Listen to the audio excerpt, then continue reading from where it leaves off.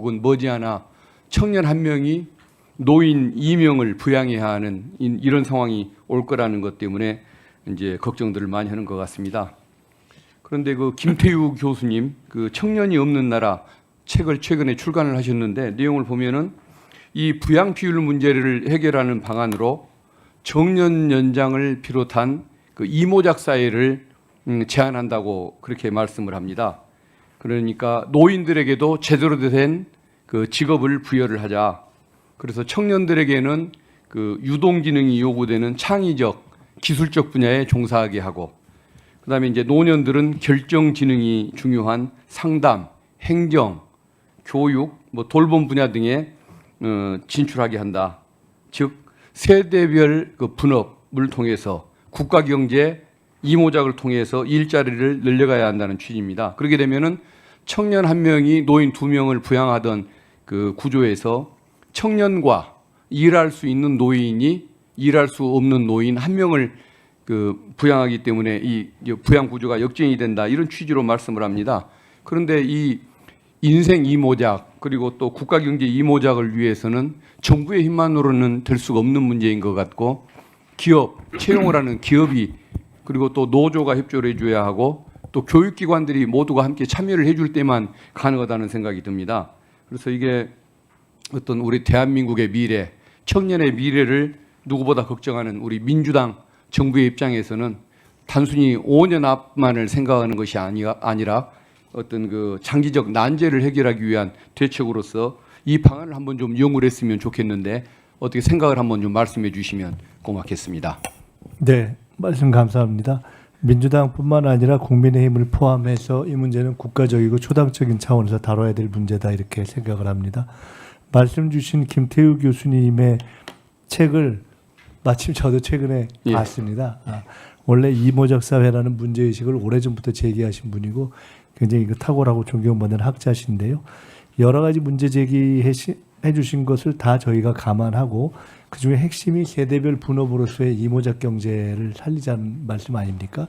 근데 거기서 제안되는 여러 가지들을 저희들이 잘 정책화하는 노력을 하고, 다만 제가 평소에 갖고 있던 관심과 연계된 부분을 한 가지만 말씀드리면, 이 사실상의 노인 직업, 거기 노인이라는 표현을 써야 될지 모르겠지만은 이 직업의 개발과 교육, 이것이 굉장히 중요할 텐데, 이것이 어찌 보면 우리 사회가 앞으로 가야 될 평생 학습을 강화하는 문제와 연동돼 있고, 이 평생 학습이 대통령님의 어떤 철학 또는 지금 소속하신 민주당 입장에서 보면은 일종의 기본 사회, 기본 소득과도 연동돼 있는 것으로서 가장 중요한 기본 서비스로서의 평생 학습과 연동돼 있어서 이 문제를 조금 정책화해서 강화하면 좋겠다는 생각을 개인적으로 오랫동안 갖고 있었습니다. 그 문제에 대해서 관심을 좀 가져보시면 좋을 것 같고, 정부에서도 앞으로 일을 할 수 있게 되면은 이 문제를 가지고 하는 것이 좋겠다. 다시 한번 말씀드리지만 출산율 또는 출생률 문제에는 여러 가지 대안이 있지만 저는 개인적으로는 핵심적으로는 집, 교육, 그리고 생각, 이 세 가지를 어떻게 긍정적으로 바꿀 거냐 하는 쪽으로 집중해서 가는 것이 좋겠다, 이런 생각합니다. 앞으로 좋은 말씀, 제안 들어서 반영하도록 하겠습니다. 예, 상세한 답변 감사드립니다. 그리고 오전에 오기영 의원님이 질문을 해주셨던 내용이 하나가 있습니다.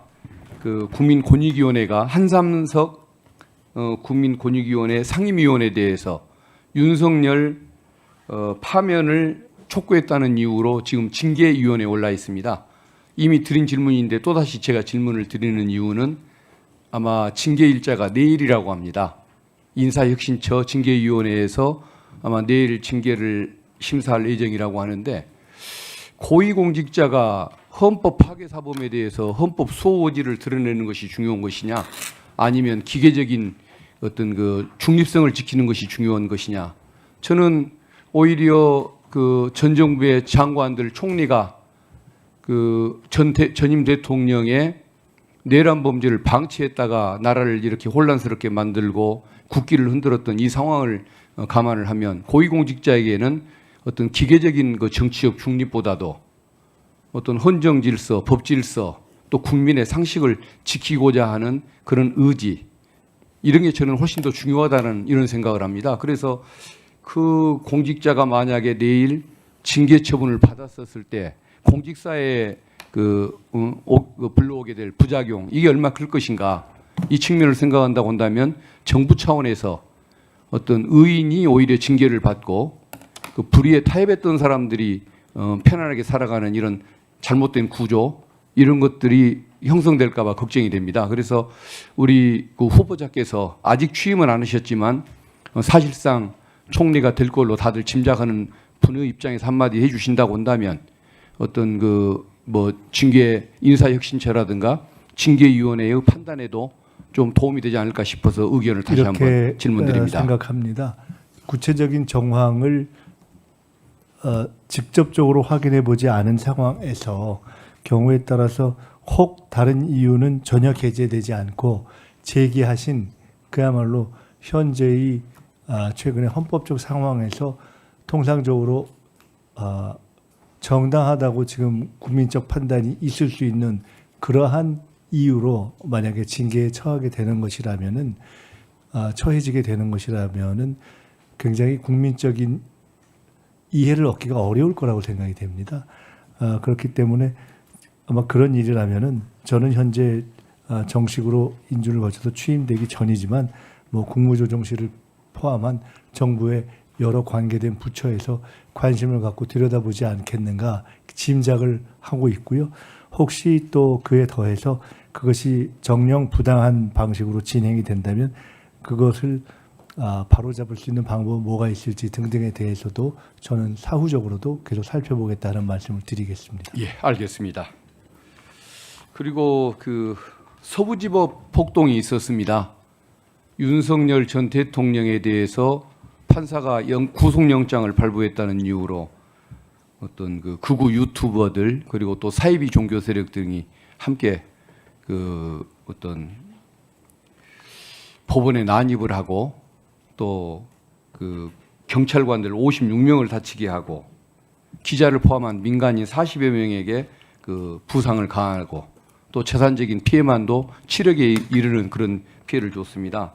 물론 그게 근본적으로 어떤 실질적인 법치를 부정하고 사법 질서를 농락을 했던 윤석열 피고인에게도 책임이 있었던 것이지만은 또 여기에 야합을 해서 자기의 이익을 추구했던 어떤 사이비 종교인과 또 어떤 돈벌이에 나선 극우 수구 유튜버들 여기에게도 분명히 책임이 있는 그런 부분이라고 보는데 지금 그 어떤 사이비 종교인 중에 유명한 그 정광훈이라는 인물 있지 않습니까? 아직도 지금 경찰이 여기를 처벌을 제대로 못하고 있는 이런 상태입니다.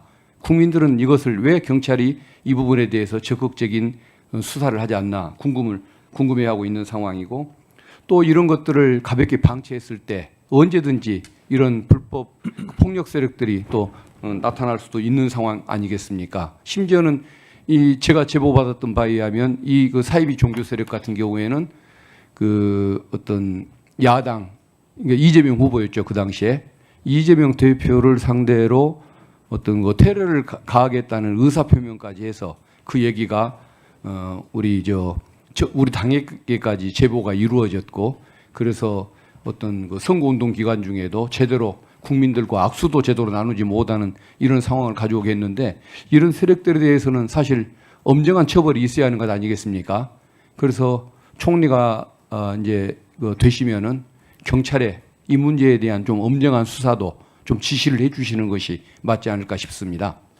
네, 위법의 요소가 명료하고 또 그 위법이 국민들께 끼치는 해가 상당히 중하다. 또고 판단되면 당연히 그에 걸맞는 조치가 이어져야 될 것이고요. 그 여부까지를 포함해서 제가 그러한 판단이 필요한지 여부를 요청해야 될 상황이 되면 그렇게 하도록 하겠습니다.